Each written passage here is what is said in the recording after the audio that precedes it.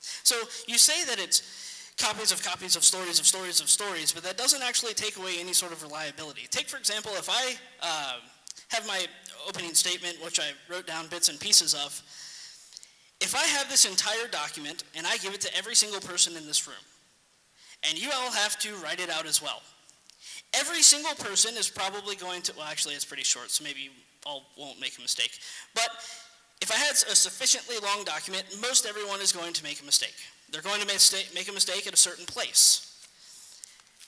It's pretty unlikely that any two people are going to make the same mistake. This is not the best analogy. First of all, the earliest stories about Jesus were disseminated orally, not in writing, so mistakes are far more likely. Secondly, not everyone would have access to the original story. Some would be repeating descriptions of that story that they heard from those who heard the original. Some would be repeating descriptions they heard from someone who heard descriptions from someone who heard the original, etc. Thirdly, which versions are more likely to be remembered are the ones that say the most interesting or shocking things. As David Hume says in Of Miracles, the pleasure of telling a piece of news so interesting, of propagating it, and of being the first reporters of it spreads the intelligence. And this is so well known that no man of sense gives attention to these reports till he find them confirmed by some greater evidence. Do not the same passions, and others still stronger, incline the generality of mankind to believe and report with the greatest vehemence and assurance all religious miracles? As stories pass from person to person, the more banal versions get forgotten and the more interesting ones are preserved.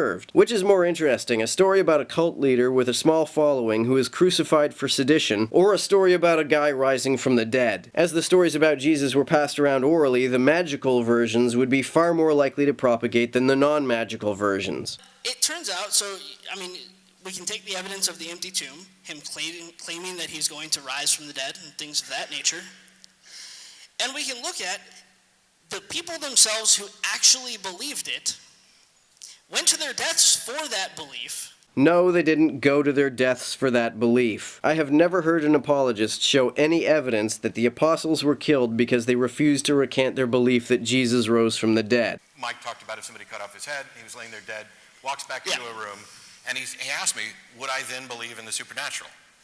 And my answer was no. And I agree. I would believe that you were dead and that you're not dead, and I don't have an explanation. I don't get to appeal to the supernatural as an explanation. Sure, and all I'm saying is that's the exact same thing that happened with the early eyewitnesses. Yeah, except that there's a difference.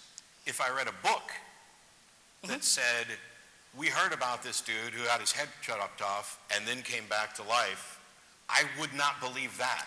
Except that's what's so interesting about the eyewitness accounts. You say they were written decades after, but that's simply not the case and not what scholars believe any longer. It doesn't matter whether it was written decades after or minutes after. I'm never going to believe that somebody rose from the dead based on testimony. I need to see it for myself. I would not be convinced unless I saw a person with a brain that I confirmed is in a state of necrosis stand up and walk around. But even in such a case, I would still not be convinced that anything supernatural occurred. I would conclude that some natural phenomenon was somehow allowing this person to function with a necrotic brain. I